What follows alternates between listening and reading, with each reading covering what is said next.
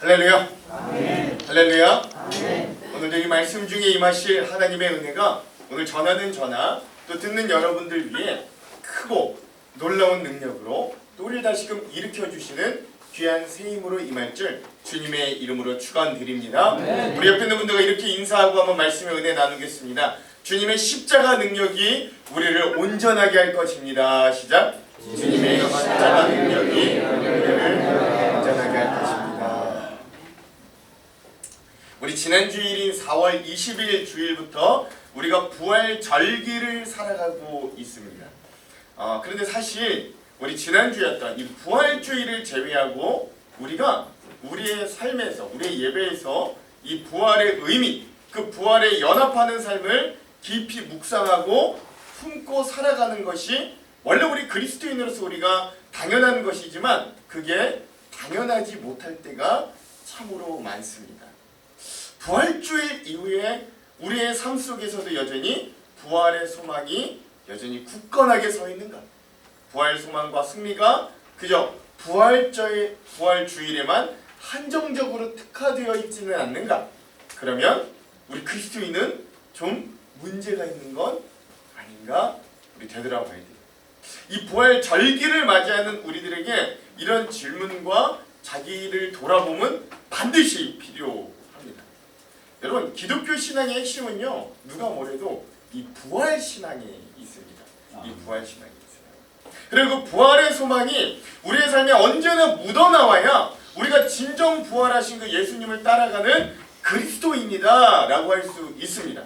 그러므로 오늘 우리들에게 이 부활의 소망은 부활 주일에만 잠시 느끼고 축하하다가 그냥 한 주 끝나면 그냥 말아버리는 그런 행사가 되어서는 안 됩니다. 또 그 부활의 소망이, 그 부활의 고백이 우리의 교회당에서만 울려 퍼지고 고백되어서도 안 됩니다.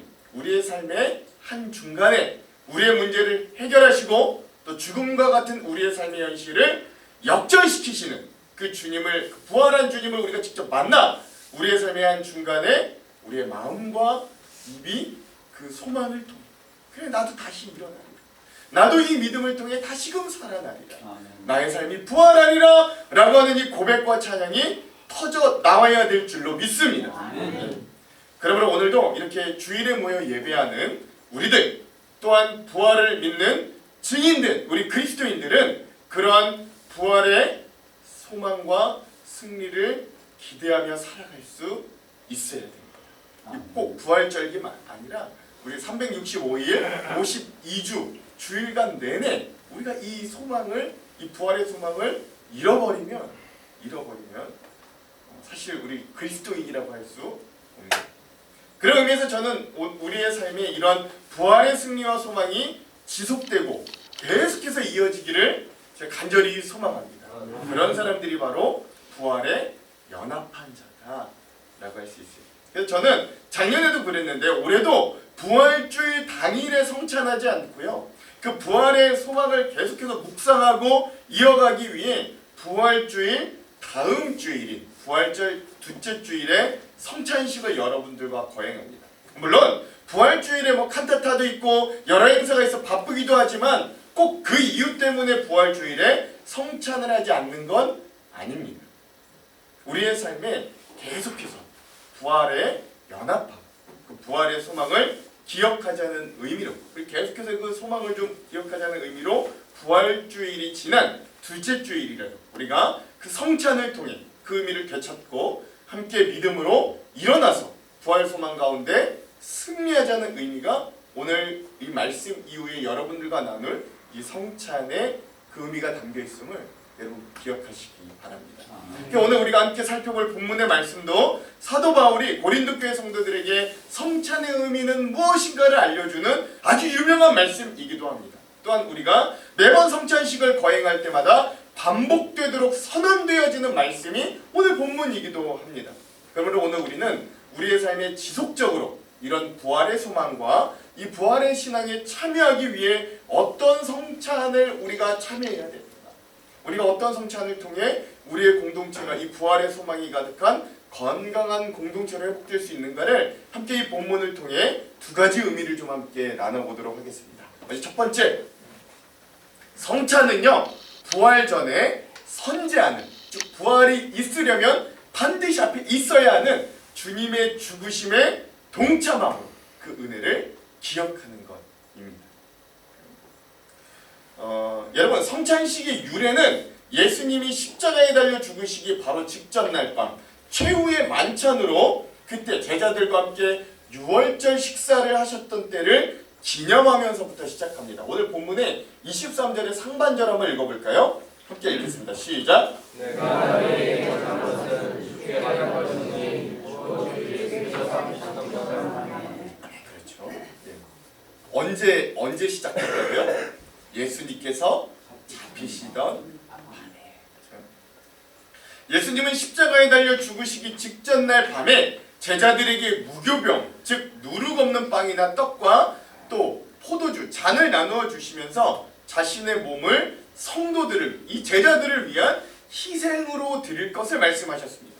예수님은 제자들에게 이것을 행하여 나의 희생을 기념하라고 말씀하셨습니다.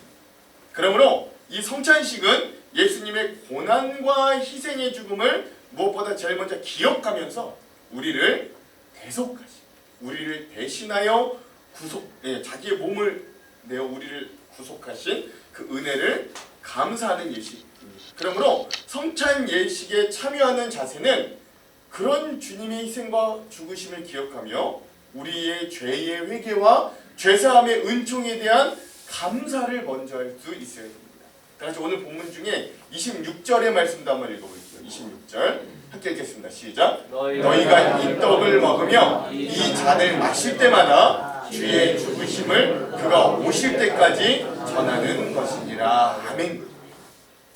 바울은 분명히 우리가 성찬을 대하며 예수님께서 우리 죄를 사하시기 위해 달리신 이 십자가 형벌 중에 자기의 찢긴 삶을 의미하는 그 떡을 너희가 먹고 또 그분이 이 십자가에서 옆구리에 창이 찔리고 팔다리에 못이 박힘으로 흘리신 이 보혈의 피를 마실 때마다 그분의 대속의 죽음을 기억하고 기념하라. 언제까지요? 그분이 우리에게, 예수님이 우리에게 다시 오실 때까지 기념하라 라고 하셨어요. 즉 우리가 주님이 오실 때까지 우리가 그리스도인으로 살아가면서 그 주님이 찢겼던 살, 주님이 흘렸던 보혈의 피를 먹고 마시는 건 주님의 대속을 통한 뭘 기억하는 거예요? 죄의 용서의 은혜를 기억하는 거예요. 여러분, 참으로 이 땅에 있는 모든 생명은요, 희생이 없이 그 생명이 유지되거나 자라날 수 있는 존재가 없습니다. 그렇죠? 나무는요, 자기의 열매를 자기를 위해 사용하지 않고 그 자기의 열매를 다른 존재들을 위해 아낌없이 주므로 다른 생명체들이 그 나무의 열매에서 힘과 에너지를 얻고 살아가게 만들어줍니다. 우리 인간은 그런 나무뿐만 아니라 수많은 동물들의 희생을 통해 단백질 원과 에너지원을 보충하며 건강하게 살아갑니다. 내가 뭘 먹는다는 건 여러분 공짜가 아니잖아요. 그 내가 나에게 먹힘을 당하는 그 무언가의 희생이 있기 때문에 우리가 살아갑니다. 그것뿐만 아닙니다. 우리의 삶에 수많은 다른 이들의 희생을 먹고 오늘 우리는 살아갑니다. 마치 자녀가 부모의 청춘과 희생을 파먹고 건장한 성인으로 성장하며 자라나듯 오늘 우리의 삶 자체가 누군가의 희생이 없고서는 도저히 살아갈 수 없는 숙명을 가진 것. 생명을 가졌다면, 생명이 유지된다면 분명히 무엇인가 누군가의 희생을 얻지 않고서는 살아갈 수 없는 것이 오늘 우리의 존재의 모습이죠. 그런데 여러분, 이게 육적으로만 그런 게 아니라 영적으로도 이러한 원리는 우리에게 그대로 적용됩니다. 희생이 없으면 살아갈 수 없는 우리의 존재. 주님의 살과 피를 먹어야만 구원을 얻어 살아갈 수 있는 우리의 죄인된 모습이 우리의 영적인 원리에 담겨져 있는 거죠. 그리고 그것이 바로 성찬의 원리에 그대로 담겨져 있습니다. 그런 우리의 죄인된 모습은 여러분 제가 전에도 한번 나눴던 것 같은데 가시고기라고 하는 예화를 통해 더욱더 잘 다가오죠. 여러분 이게 가시고기라고 하는데요. 이 가시고기 좀 이상한 고기입니다. 이 가시고기가요, 엄마 아빠 고기가 있을 거 아니에요. 근데 이제 엄마 고기가 자기가 이제 알을 베서 알을 낳고 난 이후에는 신기하게도 이 엄마 고기는 달아나 버린다고 합니다. 알만 딱 놓으면 이렇게 딱 낳으면 그 다음에 엄마 고기는 도망가 버리는 거예요. 그럼 남은 알들은 어떻게 하냐? 그럼 아빠 가시고기가 그 혼자 남아가지고 그 알들을 지키고 돌보는 거예요. 그 알 주변을 돌아가면서. 이 양육강식의 이 거친 물속 안에서 이 혼자 홀몸으로 알들을 지킨다는 건 보통 일이 아니기 때문에 이때부터 저 아빠 가시고기는 잠도 자지 않고 제대로 먹지 못하고 오로지 이 알들만 지키며 살아요. 그리고 이윽고 시간이 흘러서 알들에서 새끼들이 무사히 부화가 됩니다. 그 험악한 바닷속에서 이 알들이 새끼로 태어날 수 있다는 것 자체가 이 아빠 가시고기에 엄청난 희생의 대가가 있었던 거예요. 근데 안타까운 건 그 긴 인고와 고뇌의 시간을 견디다가 결국 이 아빠 가시고기가 새끼들이 알에서 깨어날 무렵엔 결국 오랜 시간 굶고 오랜 시간 먹지 못하고 또 오랜 시간 약해지고 지쳐 결국 새끼들이 태어날 즈음에는 이 아빠 가시고기는 죽음을 맞이하게 된다고 합니다. 근데 더 기가 막힌 건 그렇게 알에서 깨어난 새끼들이요 그 죽어있는 옆에 자신들 옆에 죽어있는 그 시체가 자기를 여태껏 지켰던 아빠의 시체인 줄도 모르고 그 아빠 가시고기의 살을 뜯어 먹으면서 그 새끼 치어들이 무럭무럭 자란다.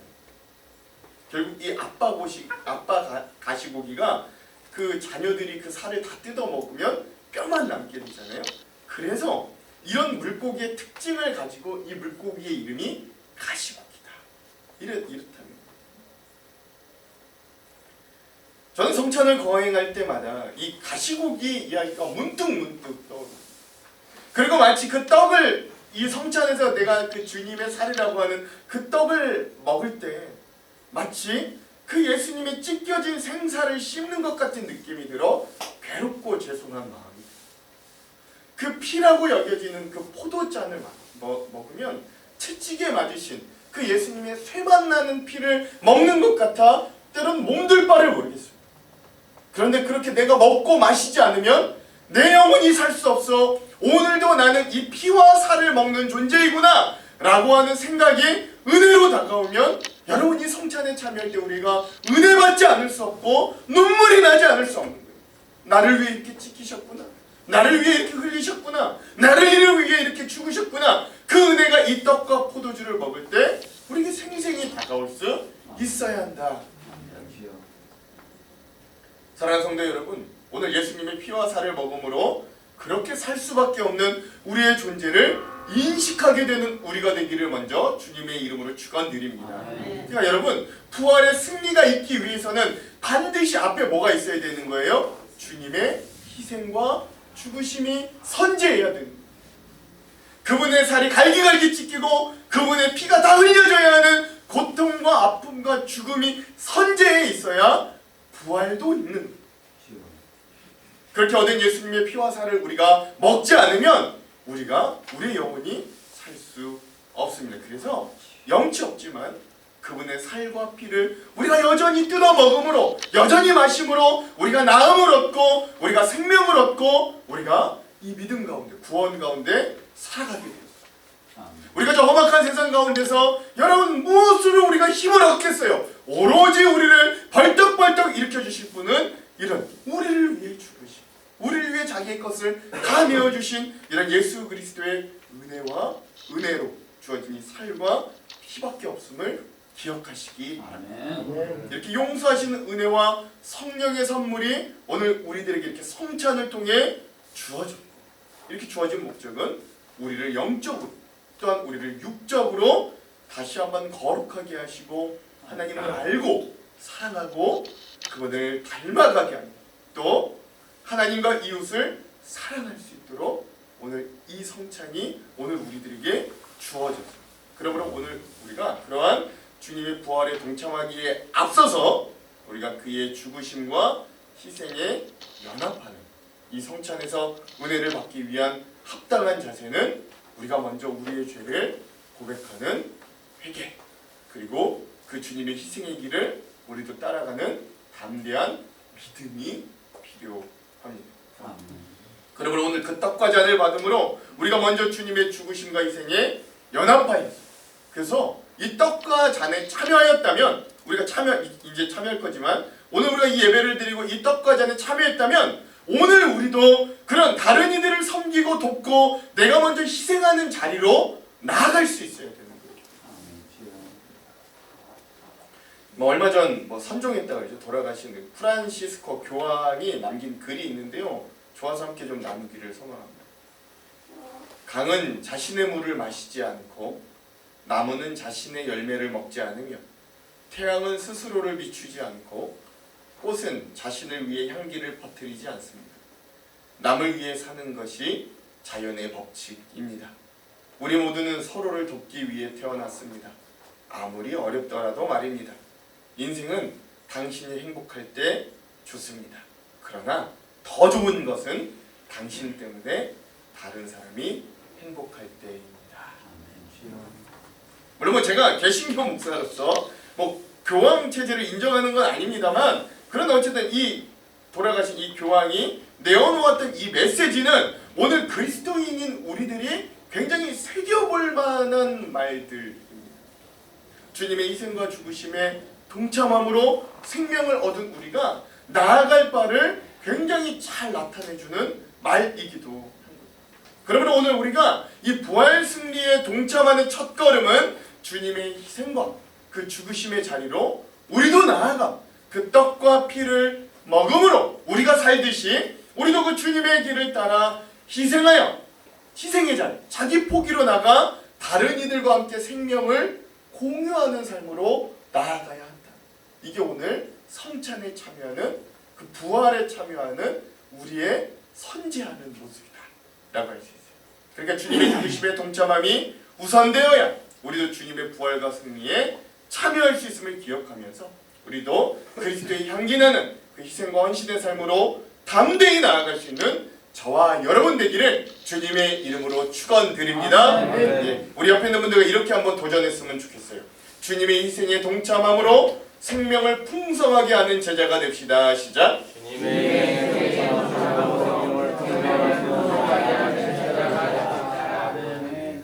마지막 두 번째, 오늘 본문을 통해 우리가 나눠야 될 건 뭐냐면 이 성찬은 우리가 그리스도 예수님과의 연합을 넘어 성도와 성도가 연합하는 자리까지 나아가야 되는 것임을 여러분 우리가 잊지 말아야 합니다. 여러분 이 성찬의 기독교 역사가 있는데요. 이 성찬에 네 가지 우리 기독교 안에서 네 가지 설이 있습니다. 화채설, 공채설, 기념설, 영적 임재설 이런 것들이 있거든요. 근데 대표적으로 여러분 천주교, 가톨릭에서는 화채설을 믿습니다. 화채설이 뭐냐? 사제가 신부님이 이 성찬을 할 때 빵과 포도주 축사를 하면 그 축사 이후에 그 빵과 피가 정말로 예수님의 피와 살이 된다고 믿는 거예요. 천주교는 진짜 그렇게 믿어요. 그 신부가 거기 축사를 하면 이 빵과 잔이 정말 예수님의 살과 피가 된다 이렇게 믿어요. 그래서 그 사제, 그 신부가 축사한 이후에 그 빵과 포도주가 정말 예수님의 피와 살이라고 여기기 때문에 여러분 그거 혹시라도 성찬하고 말이죠 실수하다가 흘리더라도 그 사람들은 어떻게 하냐면 다 핥아먹습니다. 왜? 진짜 예수님의 살과 피라고 여기니까요. 그러나 우리 개신교회에서의 우리 그리스도인들, 기독교인들의 성찬식은 그런 개념은 아닙니다.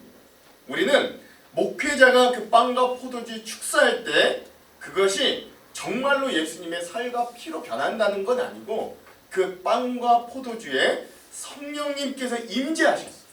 이 예식 중에 거하시는 그 성령님의 인도하심을 받은 우리 성도들이 예수님의 희생과 부활을 전인격적으로 경험한다. 우리는 이 위치에, 이 고백에 서 있어요.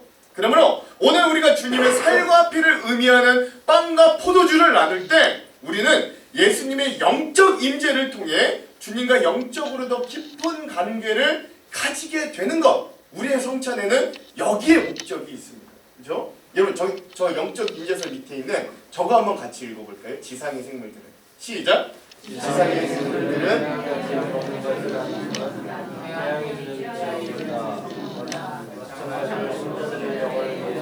예수님의 몸 자체를 먹지는 않지만 그 몸이 전달하는 양식을 먹는다. 이 그런. 그러니까 오늘 우리가 하는 성찬의 의미는 이 의미가 있는 거예요. 즉 주님의 임재는 성찬에 참여하는 성도들로 하여금 주님의 희생적인 죽음을 본받아 자신의 이기심이나 욕심이나 죄악이나 우리 어떤 일신상의 안락 등을 이기는 삶을 살아가는 능력을 얻는 자리입니다. 주님과 함께 연합해서 주님과 함께 죽지만 또 주님과 함께 다시 부활하고 사는 의미를 되새기는 시간인 거예요. 제자의 삶을 사는 거죠. 작은 예수로 사는 겁니다. 그러므로 성찬에 진심으로 참여하면서 그 은혜를 누리는 자의 고백은 마치 이런 바울의 고백과 할 수 있는 거예요. 바울과 같은 고백이라 할 수 있는데 우리 다 같이 갈라디아서 2장 20절의 말씀 우리 두 손을 마음에 대고 우리 이따가도 이 마음으로 함께 좀 성찬에 참여했으면 좋겠는데 이 말씀을 한번 읽었으면 좋겠습니다. 한번 읽어볼게요. 시작. 내가 그리스도와 함께 십자가에 못 박혔나니 그런즉 이제는 내가 사는 것이 아니요 오직 내 안에 그리스도께서 사시는 것이라. 이제 내가 육체 가운데 사는 것은 나를 사랑하사 나를 위하여 자기 자신을 버리신 하나님의 아들을 믿는 믿음 안에서 사는 것이라. 아멘. 예수 그리스도의 살과 피를 먹고 마심으로 우리의 마음과 생각이 변하고 영적으로 성숙하여서 예수님과 한 몸으로 연합되는 것을 의미합니다.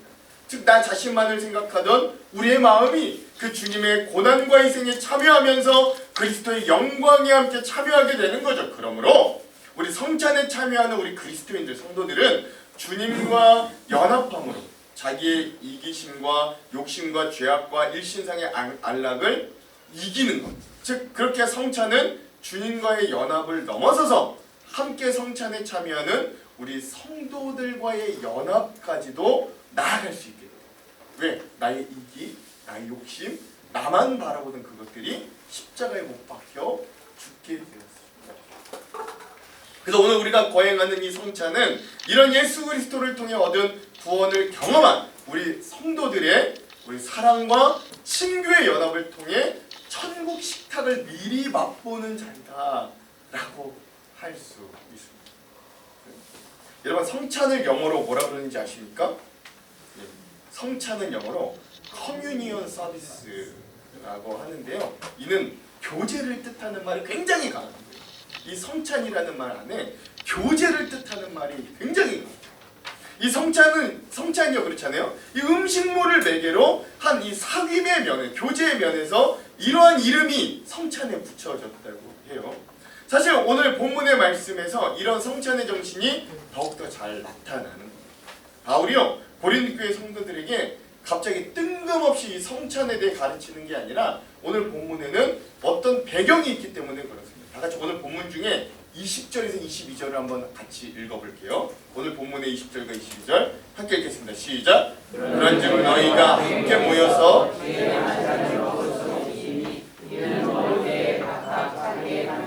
먼저 갖다 먹으므로 어떤 사람은 시장하고 어떤 사람은 취함이라. 너희가 먹고 마실 집이 없느냐? 너희가 하나님의 교회를 업신여기고 빈궁한 자들을 부끄럽게 하느냐? 내가 너희에게 무슨 말을 하랴? 너희를 칭찬하랴? 이것으로 칭찬하지 않노라. 성찬을 설명해 주시기 전에 왜 막 이런 꾸지람을 하시면 이게 무슨 말인가? 너희가 주의 성찬을 먹을 수 없다는 게 뭔 말인가? 여러분 이 당시에 고린도 교회에서는요 성찬을 어떻게 이 당시는 어떻게 이루어졌냐면 우리는 이렇게 미리 뭐 성찬을 준비하시는 분들이 있어요. 이렇게 교회에서 준비하잖아요. 근데 이때는 그렇게 준비한 게 아니라 성도들이 직접 각각 따로따로 그 성찬 예식에 필요한 포도주와 빵을 각자가 알아서 준비해 왔습니다.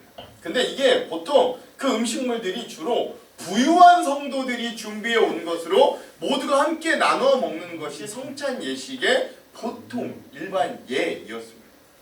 이 당시 고린도 교회 안에는 자유인이나 뭐 귀족 출신이나 그런 부유한 자들도 있었으나 또 다른 한편으로는 노예 출신이거나 평민이거나 아주 가난한, 여기 말씀에도 보면 빈궁한 자들이 있었어요.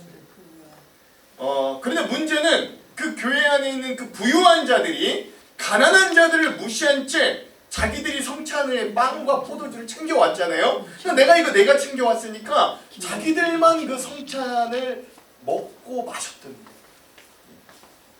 그 결과 미처 성찬에 쓸 포도주와 빵을 준비해오지 못했던 가난한 성도들은 나눌 잔과 빵이 없어서 성찬 예식에 참여하지 못한 채 성찬을 못하는 굶주린 상태에 있었다는 거죠. 먼저 자기들끼리 먹었던 그 부유한 자들 가운데 포도주를 너무 많이 마셔가지고 막 취한 자도 있었다는 거예요. 쓸데없이 많이 마셔가지고 그 성찬 중에 막 그냥 취하고 헬렐레 팔렐레 했던 자들도 있어요.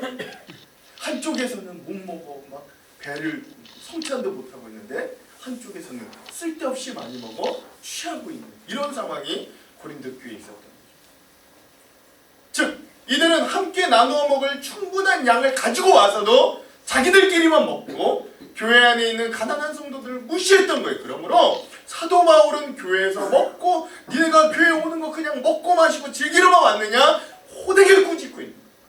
그들의 행위는 비궁한 성도들에게 수치심을 주는 일뿐만 아니라 그냥 거기서 끝나는 게 아니라 하나님의 교회를 업신여기는 행위를 너희가 했다라고 꾸짖는 거예요. 그러므로 바울은 다시 한번 예수님께서 제자들과 성도들에게 알려주신 떡과 잔의 의미는 무엇일까를 알려준 거예요. 이게 그냥 너희들 개인적으로만 주님과 연합해라, 믿음으로 성숙해라, 그런 의미로 성찬하는 것만이 아니다 라는 걸 알려주는 거예요.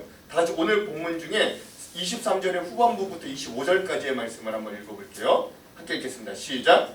떡을 가지사 축사하시고 떼어 이르시되 이것은 너희를 위한 내 몸이니 이것을 행하여 나를 기념하라 하시고 19회 또한 그와 같이 잔을 가지시고 이르시되 이 잔은 내 피로 세운 새 언약이니 이것을 행하여 마실 때마다 나를 기념하라 하셨으니. 아멘. 그렇죠?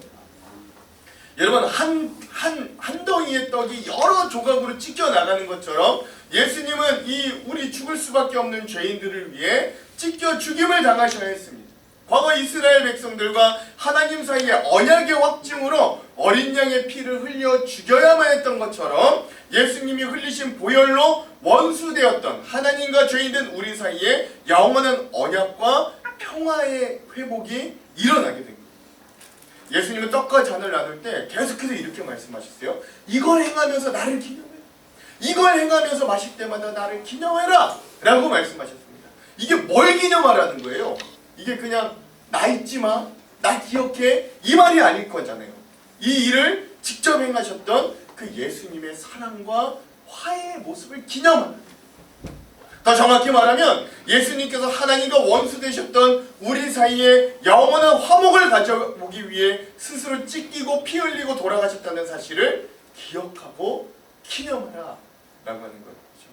그러므로 예수님의 죽으심은 하나님과 교회의 영원한 연합을 이루는 우리 수직적인 연합이기도 하고, 그리고 그리스도의 한 몸과 한 피로 거듭난 성도와 성도의 수평적인 연합을 가져오는 놀라운 구원의 역사가 되었습니다. 이와 같이 바울은 고린도 교회 성도들에게 다시 한번 이 성찬 예식의 본래 의미를 설명하면서 교회가 예수 그리스도의 십자가 사랑 안에 다시 한번 하나가 되었다 라고 하는 걸 권면하고 있는 거예요. 즉 교회는 자기중심적이고 세속적인 모습으로는 결코 세워질 수 없다. 그렇죠? 오히려 예수 그리스도의 십자가 사랑과 그 희생적인 섬김을 본받아 자기를 낮추고 사랑과 섬김을 실천하는 삶을 살아갈 때 교회가 온전히 세워질 수 있다. 이것을 사랑하는 성도 여러분, 우리 모두가 죄를 씻기 위해 십자가에서 자기의 몸과 살을 찢고 피를 흘리신 예수님의 그 사랑을 본받아 다른 사람들을 사랑하고 섬기며 살아갈 수 있는 진정한 성찬에 참여하는 우리 주님의 자녀들이 되기를 간절히 소망합니다. 네. 마지막으로 우리가 주님의 살과 피로를 나누는 이 떡과 잔을 나누기 전에 한 가지 예화를 나누고 말씀을 마무리하려고 합니다. 1917년 러시아에서 볼셰비키 공산주의 혁명이 일어났습니다. 많은 사람들이 그 공산주의 혁명으로 인해 숙청되어 죽임당하고 또 시베리아 수용소로 끌려갔습니다. 그 수용소로 향하는 기차는 사람들로 만원을 이룰 채 끝없는 그 시베리아 벌판을 달려갔습니다.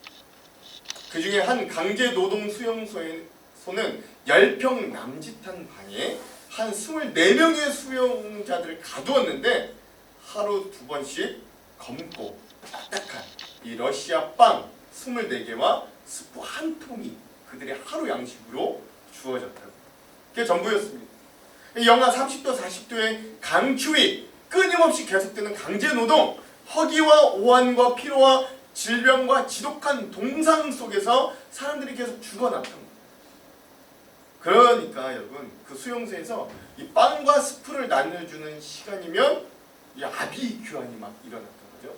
사람들이 모두 짐승처럼 변하면서 서로 내가 먼저 먹겠다고 빵과 스프를 받고 또 조금이라도 더 먹으려고 서로 막 아우성치고, 몸이 불편하거나 질병에 걸린 사람은 한 조각의 빵이나 한 모금의 스프도 받아 마실 수가 없는 그런 지옥과 같은 상황이에요. 그러니까 어떤 일들이 일어나는가, 막 다투다 보니까 스프의 절반은 막 쏟아지고 때로는 격렬한 주먹질이 오가고 이러다 보니까 많은 사람들이 그나마 있던 이 빵과 스프도 얻어먹지 못해서 죽어나가게 돼요. 감방 인원이 점차 수용소의 인원이 점점 줄어들게 되는 것이었어요. 근데 그런 와중에서도 그 수용소에 이상한 감방한 곳이 있었어요. 그 감방에는 수개월 동안 단 한 사람도 죽지 않는 거예요. 이 감방은 뭐가 다릅니까? 그 감방에는 반혁명 혐의로 수감되었던 러시아 정교회의 한 사제가 있었습니다. 그 방도 처음에는 지옥과 같았어요. 그러나 거기에 있던 그 사제가 따뜻한 미소로 그 식사 시간이 될 때마다 빵을 받아 자기 입에 넣는 게 아니라 옆 사람에게 했습니다. 국물도 그렇게 했습니다. 사람들이 놀라는 거예요. 혹 몸이 불편하여 누워있는 사람이 있으면 정성을 다해 그 스프 국물을 그의 입안에 흘려 넣으려고 그 사제가 애를 썼던 자기는 안 먹는 거예요. 그렇게 그 조그만 이 10평 되는 감옥 안에 조용한 혁명이 일어나기 시작합니다. 그 방 안에 있는 사람들은 빵을 받으면 다른 데처럼 막 싸우고 스프 없고 이런 게 아니라 자기 입에 넣기보다 먼저 약한 사람들에게 그 빵을 나누어 주기 시작. 스프 국물을 넣어주기 시작해요. 그러니까 그 방은 내가 가서 막 내 거를 집는 방이 아니라 남의 손을 통해 내가 음식을 받는 방이 되었던 거죠. 이 힘겨운 강제 노동에서 들어오면 이들은 서로의 몸을 막 문질러 줬다고 합니다. 방 안에 있는 사람이 자기의 옷을 벗어 막 들어온 사람을 녹여주고, 그 방엔 기적의 방. 모든 조건과 상황은 다른 수용소, 다른 방들과 똑같았지만 벽 하나를 사이에 두고 다른 모든 것들은 지옥이 막 펼쳐지고 사람들이 죽어나갈 때 그 방만큼은 천국이 되었다. 비록 자신들은 수용소에 있지만 그 방 안에 있는 사람들만큼은 이런 사랑의 연합을 경험하면서 그리스도의 사랑을 마음에 품었다.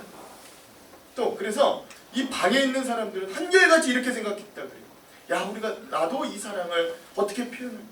오늘은 내가 뭘로 배를 불릴까 하는 관심보다는 내가 무슨 말과 행동으로 옆에 있는 자를 살릴까, 그들을 기쁘게 할까를 고민하는 매우 특이한, 모두가 살아나는 그런 감방이 되었다라고 합니다. 저는 이 예화를 보면서 오늘 우리의 성찬이 그런 성찬이 되기를 주님의 이름으로 간절히 축원드립니다. 그러므로 사랑하는 성도 여러분, 오늘 이 설교 이후에 이 성찬식을 통해 우리가 잃어버렸던 주님의 은혜, 식어진 주님에 대한 감사와 첫사랑을 회복하기를 간절히 소망합니다. 그리고 이 사명을 위해 우리가 한 믿음의 가족, 공동체로 모였음도 기억하시기 바랍니다. 우리 모두가 다 그 주님의 한 피를 받아 한 몸을 이룬 형제요, 자매요, 가족들. 이 관계는요, 여러분, 우리 엄청난 관계입니다. 그러므로 설교 후에 오늘 우리가 이 성찬에 참여할 때 주의 삶의 은총과 그 그리스도와 연합하는 은총, 온 교회가 그리스도 안에서 하나 된 은총을 경험하는 그런 사랑의 시간이 되기를 주님의 이름으로 간절히 축원합니다. 축원합니다.